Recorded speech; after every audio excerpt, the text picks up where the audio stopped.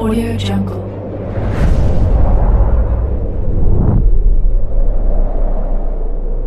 Yo, balik lagi bersama Mimin di Manhwa TV. Kali ini kita akan lanjutkan pembahasan dari cerita I am trapped in this day for 1000 years. Dan bagi teman-teman yang mencari info karakter cerita ini, Mimin selalu sertakan di deskripsi playlistnya. Serta untuk episode sebelumnya bisa dicek di playlist atau deskripsi video ini. Tanpa berlama-lama, yuk kita masuk ke disclaimer dulu.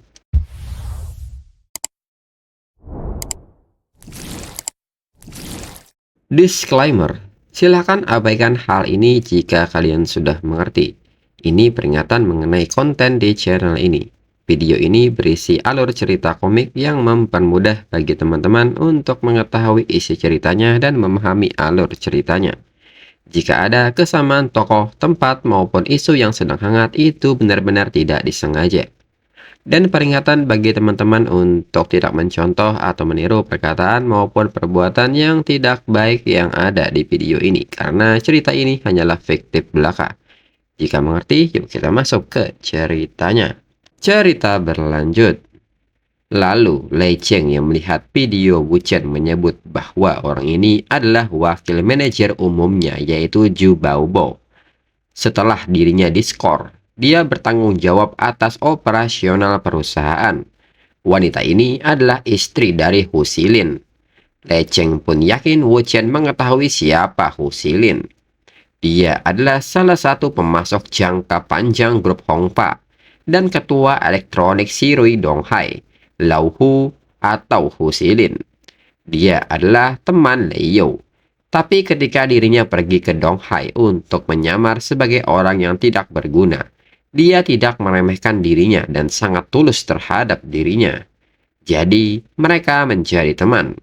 Dialah yang menghubungi dirinya saat Wu Chen memasuki rumah, mengatakan kalau akan merepotkan bagi banyak orang untuk memutus kontrak. Namun dirinya tahu kalau bujukan dan penangguhannya dilakukan oleh Hu Xilin sebenarnya disebabkan oleh tekanan Lei You. Satu hal lagi, Ding Ruilong berkata dia ingin datang ke Donghai untuk mengobrol dengan dirinya. Katanya kerugian akibat Wan prestasi akan dikompensasi oleh keluarga Ding. Wu Chen pun menyebut bahwa Ding Ruilong masih belum mau menyerah. Dia hanya ingin merusak manfaat kosmetik Huan Chain. Jika dukungannya hancur dan kinerjanya menurun, dia bisa menang atas Li Ruobing. Wu Chen pun menyebut bahwa ada yang harus dirinya katakan kalau langkah ini bagus. Datang untuk melambaikan wortel setelah Lei You menggunakan tongkat. Lei Cheng pun agak kaget dan bertanya, mengapa mereka harus menghibur mereka? Apa yang telah dijanjikan kepada banyak orang? Tidak seorang pun yang akan merusaknya. Mereka ingin mempermalukan dirinya seperti monyet, tapi Lei Cheng menekankan bahwa dirinya tidak akan membiarkan mereka. Di sisi lain, Tao Manying pun bertanya mengapa sepertinya Xiao Die tidak rela melepaskannya. Sudah berapa lamakah Xiao Die bersama Wu Chen? Xiao Die pun mengaku bahwa dirinya belum lama bersama Wu Chen. Ini pun belum beberapa hari. Tao Manying pun menyebut bahwa pacar Wu Chen adalah Li Ruobing, bukanlah orang yang mudah bergaul. Jadi Tao Manying pun meminta Xiao Die untuk berhati-hati. Xiao Die sendiri menyebut bahwa Li Ruobing adalah orang yang hebat, dan dia juga baik kepada dirinya. Tao Manying pun tertawa dan mengatakan bahwa dirinya melihat Xiao Die seperti ini mengingatkan pada dirinya dulu, ketika dirinya baru mulai mengikuti ayah baptisnya. Tao Manying pun memberitahu Xiao Die bahwa dia tidak boleh seperti ini. Selalu sabar dan rendah hati. Sebaiknya proaktif dan tangkap peluang dengan tangan Xiao Die sendiri. Lebih mudah untuk memenangkan hati pria dengan cara itu. Dan bagaimana cara memenangkan hati pria? Maka jangan pernah mendengarkan omong kosong di internet. Ini bukan tentang memasak. Sebaliknya ini seperti musik.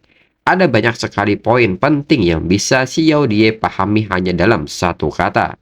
Tao Manying pun seketika bertanya mengenai pendapat Xiao Die sendiri mengenai hal ini. Xiao Die pun terlihat malu melihat Tao Manying dan bingung harus berkata apa.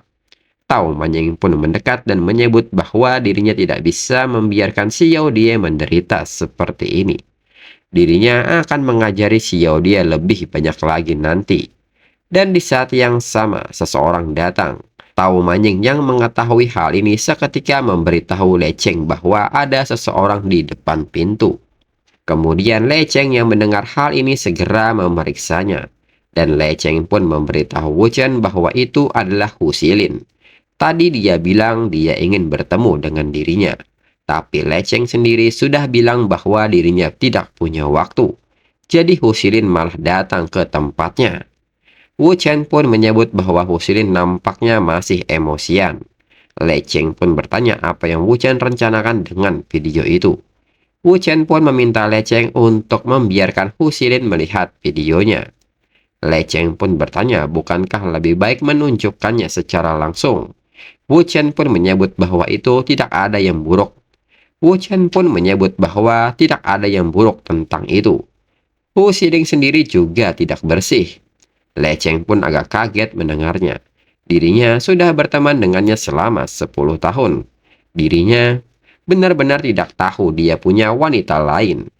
Wu Chen pun mengatakan bahwa wanitanya lebih dari satu. Tapi dia dan istrinya telah menandatangani perjanjian pranikah. Jika salah satu dari mereka selingkuh setelah menikah, orang tersebut harus meninggalkan rumah tanpa apapun setelah perceraian. Mendengar hal ini, Le Cheng menyebut bahwa nilai pasar Sirui elektronik yang bernilai lebih dari 3 miliar yuan merupakan hasil kerja keras mereka berdua selama 20 tahun. Sebagai bukti perselingkuhan istrinya, video ini bernilai 1,5 miliar. Le Cheng pun yakin mereka bisa memberikan ini sebagai hadiah kepada Hu Xilin.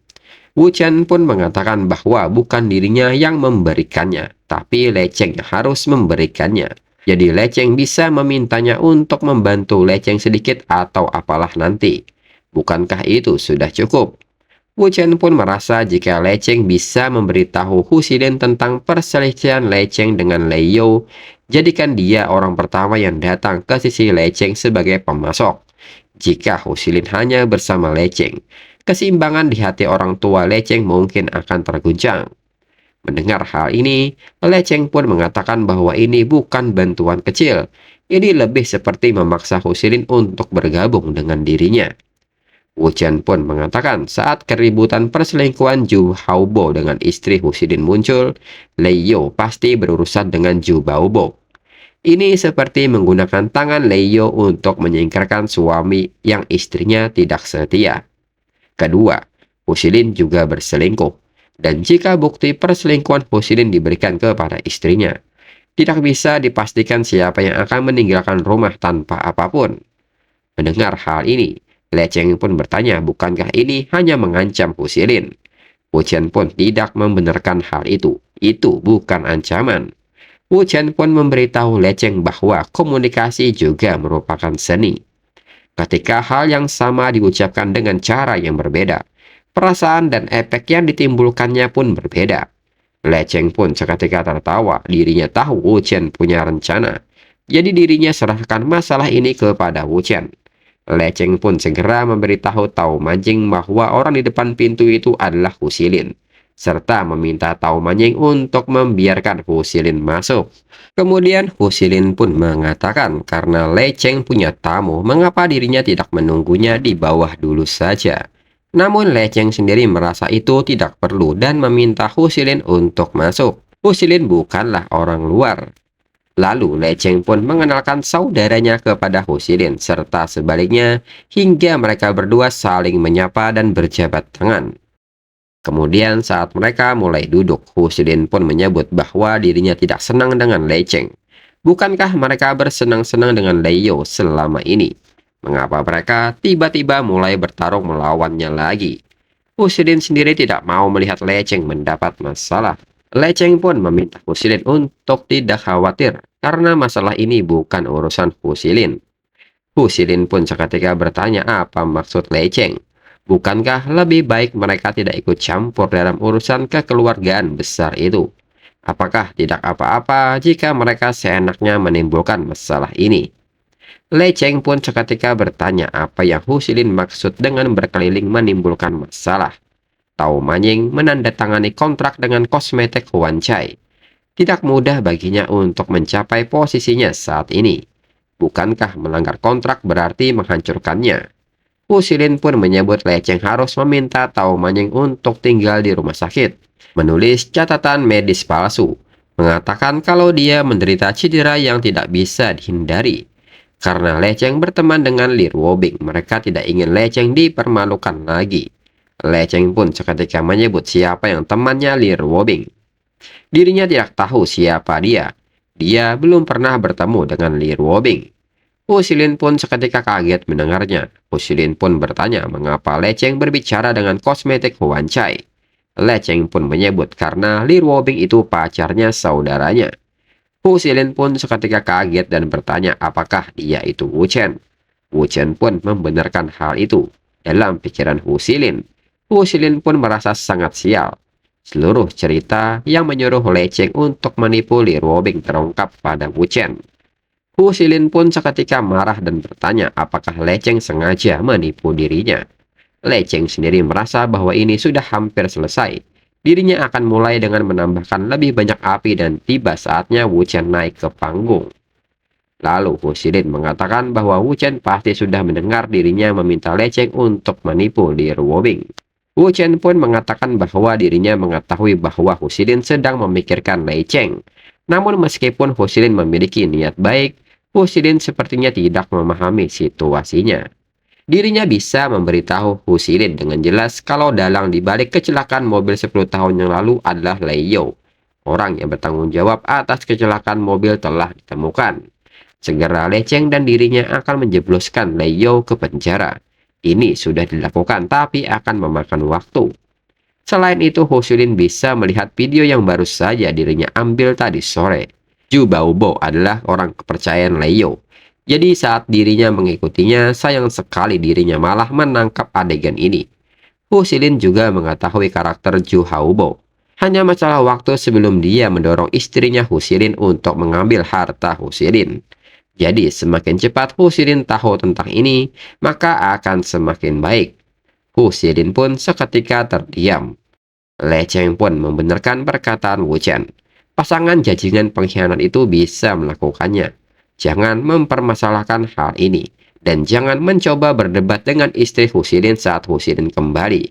Pertama, aturlah agar beberapa wanita Hu Xilin tinggal di luar negeri sebentar. Tunggulah sampai Hu Xilin bercerai. Dan saat harta itu dialihkan menjadi milik Hu Xilin, barulah biarkan mereka kembali.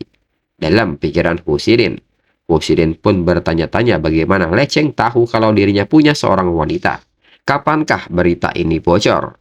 Lalu Wu Chen pun mengatakan bahwa yang tersisa hanyalah memverifikasi apakah Lei You adalah dalang di balik semua ini. Namun setelah Lecheng dan dirinya berurusan dengan Lei You terlebih dahulu, giliran Zhu Haobo selanjutnya. Hu Xilin pun sangat kesal dengan fakta ini dan mengucapkan terima kasih atas pengingat baik mereka serta telah memberitahu dirinya tentang penemuan ini. Wu Chen pun mengatakan bahwa Hu Xilin tidak perlu berterima kasih. Dalam pikiran Lecheng pun akhirnya sadar bahwa berbicara adalah sebuah seni. Hal-hal yang tadinya tuduhan kurang lebih tidak berdasar menjadi sebuah kepastian yang mutlak. Seperti yang diharapkan dari Wu Chen. Dirinya telah tercerahkan. Kemudian tak lama berselang ponsel dari Lecheng pun berbunyi. Lecheng pun seketika kaget ternyata itu dari Ding Ruilong. Wu Chen pun meminta Lecheng untuk mengangkatnya. Segera Lecheng mengangkatnya dan mengaktifkan mode speaker. Lalu Ding Ruilong pun bertanya apakah Lecheng punya waktu luang besok sore untuk mereka mengobrol. Lecheng pun menyebut bahwa dirinya punya waktu dan bertanya apakah Ding Ruilong akan pergi ke Donghai besok. Ding Ruilong pun membenarkan hal tersebut dan mengajak Lecheng untuk menjadwalkan tempatnya. Lecheng pun seketika tertawa dan menyebut itu tidak perlu. Ding Ruilong sudah menghubungi Lei You. Mengapa Ding Ruilong datang ke sini untuk berbicara dengan dirinya? Ding Ruilong pun menyebut bahwa dirinya dan Lecheng bukanlah musuh. Dirinya akan membantu Lecheng kalau Lecheng membantu dirinya. Hal-hal 10 tahun yang lalu adalah masa lalu. Yang penting adalah hal-hal yang bisa mereka lakukan sekarang. Ayah Le Cheng hanya memiliki dua anak laki-laki. Jika salah satu mengalami kecelakaan, tentu yang lain akan menjadi satu-satunya ahli waris. Ding Ruilong pun menyebut bahwa dirinya tidak bisa menjelaskan detailnya melalui telepon. Dan untuk itu mereka harus mendiskusikannya secara langsung. Dalam pikiran Le Cheng pun bertanya-tanya apakah yang lain akan mati jika tidak bekerja sama dengan Ding Ruilong. Keluarga Ding memang arogan. Le Cheng pun seketika menatap Wu Chen dan memberi isyarat mengenai apa yang harus dirinya lakukan. Wu Chen pun meminta Le Cheng untuk mengikuti rencana Ding Ruilong lebih dulu dan setujui dia. Le Cheng pun bertanya kapan Ding Ruilong tiba. Apakah besok siang?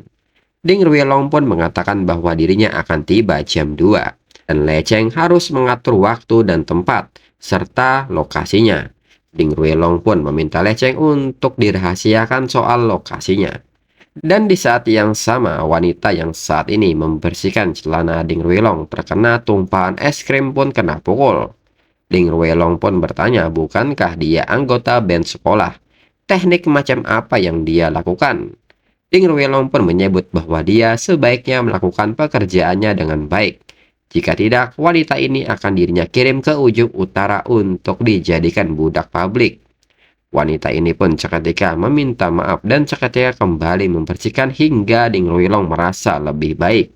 Ding Ruilong yang saat ini memperhatikan sebuah iklan yang menayangkan wajah Li Ruobing pun berpikir untuk melupakan dukungan Tao Manying dan jangan mengandalkan kinerja baik Huan Cai. Ding Ruilong pun meminta Li Ruobing bersikap baik dan datanglah kepada dirinya. Kemudian Le Cheng pun bertanya kepada Wu Chen mengenai besok. Wu Chen pun meminta Le Cheng untuk tidak khawatir, bertindak saja sesuai rencana, dan karena ini sudah larut, dirinya akan pergi lebih dulu. Lalu Wu Chen pun segera memanggil Xiao Die. Xiao Die pun segera meresponnya. Tao Manying pun meminta Xiao Die untuk mengingat apa yang telah dirinya ajarkan kepadanya. Kalau Xiao Die punya pertanyaan, tanyakan saja kepada dirinya secara langsung dengan mengirim pesan.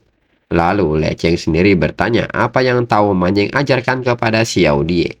Tao Manying pun menyebut bahwa itu rahasia di antara mereka para wanita. Dengan ini, Tao Manying pun akan mendukung Xiao Die.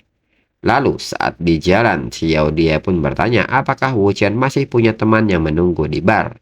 Mendengar hal ini, Wu Chen pun berpikir dirinya tidak menunggu untuk bertemu seseorang kecuali hari sebelumnya. Wu Chen pun yakin sesuatu yang besar telah terjadi di sini. Lalu di saat yang sama, tiba-tiba seseorang saat ini sedang dihadang oleh beberapa preman hingga mobil mereka diserang. Mereka pun meminta kedua pasangan ini untuk keluar dari mobil. Mereka pun bertanya bukankah si pemuda bersikap arogan beberapa saat yang lalu. Dengan ini mereka ketangkap. Pria itu pun bertanya, haruskah dirinya meminta seseorang untuk menyeret keluar atau dia akan bersikap bijaksana untuk keluar sendiri. Hingga pada akhirnya, dua pasangan muda ini keluar. Lalu pria itu pun bertanya mengapa pemuda ini bertingkah sombong tadi. Tapi sekarang pemuda ini seperti seseorang yang tulang belakangnya terlepas. Sayangnya sudah terlambat sekarang. Pria itu pun meminta teman-temannya untuk menangkap pemuda ini. Mereka pun seketika menghajar pemuda ini. Wanitanya pun meminta mereka untuk berhenti menghajarnya. Dan di saat yang sama nyatanya Wu Chen mendekat dan bertanya apa yang terjadi di sini. Wanita itu pun meminta Wu Chen untuk menyelamatkan pacarnya. Pria itu pun seketika meminta Wu Chen untuk mengurus urusannya sendiri. Jangan ikut campur urusan orang lain dan segera pergi. Namun Wu Chen sendiri tidak mendengarkan perintah mereka. Dan menyebut bahwa dirinya tidak suka kalau ada orang yang memerintahkannya. Seketika, seseorang maju dan bersiap memukul Wu Chen dan menyebut Wu Chen sebagai bocah yang sok. Namun dengan cepat Wu Chen menghindari pukulan ini dan memberikan serangan balik hingga membuat orang itu terbang. Mereka pun kaget melihat hal ini. Pria ini pun segera bereaksi dan bertanya apakah mereka semua sedang bermain-main dengannya. Dan segera meminta teman-temannya untuk mengeroyok bocah itu. Namun serangan mereka semua tidak ada artinya bagi Wu Chen dan dengan cepat menjatuhkan mereka semua. Pasangan ini pun seketika terdiam melihat aksi Wu Chen. Sedangkan si pria berpikir dan bertanya-tanya apa-apaan ini. Dia sangat pandai bertarung. Dia seperti saudara bos Li Ruotai. Apakah pria ini Wu Chen? Jika itu benar, maka tamatlah riwayatnya. Wu Chen pun seketika menatap pria itu dan bertanya apakah dia mengenal dirinya. Pria itu pun seketika tertunduk dan menyebut namanya, bahwa dirinya adalah Yu Hailiang. Dirinya adalah bawahan dari Zhao Guoji. Itu artinya Wu Chen adalah kakak dari bosnya kakaknya. Dirinya sudah melihat foto Wu Chen, tapi dirinya tidak bisa mengenalinya. Wu Chen pun mengatakan bahwa dirinya tidak mengizinkan Yu Hailiang datang seperti ini. Yu Hailiang terlihat seperti mafia. Namun Wu Chen memintanya untuk melupakan hal ini dan meminta Yu Hailing untuk segera menghubungi mereka. Lalu Wu Chen pun menyebut bahwa dirinya punya beberapa teman di Shanghai. Mereka bercerita tentang GTR pemuda ini yang sudah direnovasi dan kisah cintanya dengan Guo Qiki. Pemuda ini mungkin tidak tahu hal itu, tapi di kalangan generasi muda di Shanghai, pemuda ini cukup terkenal. Pemuda ini pun seketika bertanya Wu Chen dari keluarga mana. Wu Chen dengan senyumnya mengatakan bahwa keluarganya menjalankan restoran mie di kota kecil. Pemuda ini pun menyebut bahwa Wu Chen lucu sekali. Lalu di saat yang sama tiba-tiba sekelompok orang datang. Lalu Xiao Die yang menyaksikan hal ini segera memberi kabar kepada Li Ruobing bahwa Wu Chen keluar dari mobil di jalan untuk menyelamatkan pasangan yang berada dalam masalah. Tapi tampaknya situasinya masih jauh dari selesai saat ini. Li Ruobing pun kaget dan meminta Xiao Die untuk terus memberi kabar kepada dirinya. Xiao Die pun kembali mengatakan bahwa sekelompok besar orang baru saja tiba dan mereka terlihat menakutkan. Di sisi lain, saat ini seorang pria tua menyapa Wu Chen dan menyebut Wu Chen salah mengira dirinya orang lain. Dirinya adalah Guozi. Mereka pernah bertemu di tempat Li Ruotai. Lalu kembali ke sisi Xiao Die. Li Ruobing pun meminta Xiao Die untuk melihat nomor platnya. Dirinya akan memeriksanya. Seketika Xiao Die pun menyebutkan nomor platnya.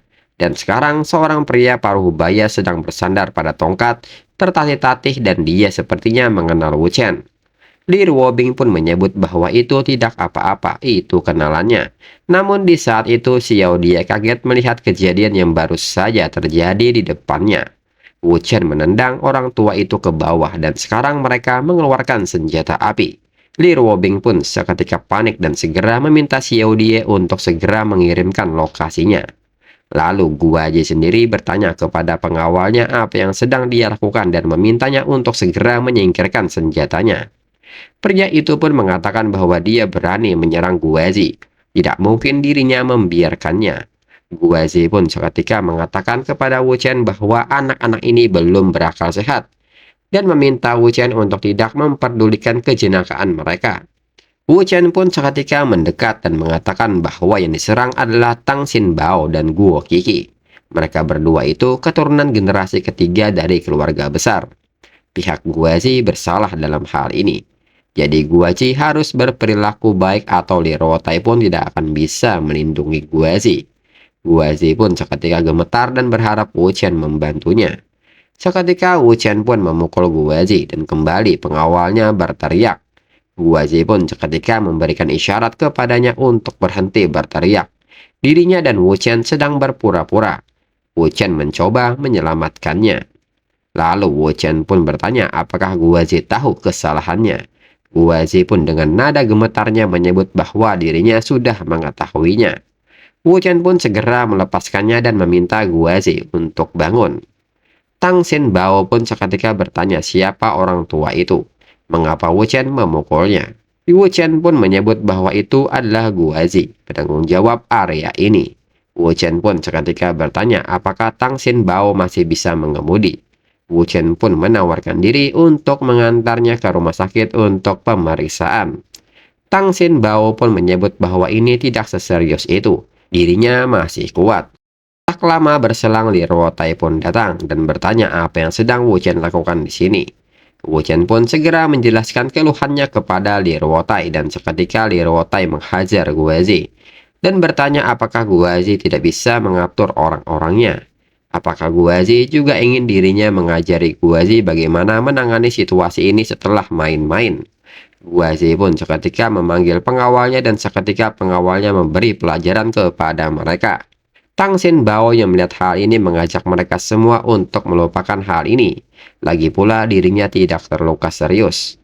Mereka tidak perlu terus melakukan itu. Li Ruotai pun seketika mengatakan jika Tang Xin Bao tidak angkat bicara, dirinya akan mengakhiri hidup Guazi malam ini. Guazi sendiri pun akhirnya merasa lega. Hidupnya sudah terselamatkan. Namun di saat yang sama tiba-tiba Li Ruobing pun datang. Li Ruotai pun bertanya mengapa Li Ruobing ada di sini. Namun Li Ruobing hanya berjalan melewati Li Ruotai dan mengabaikannya.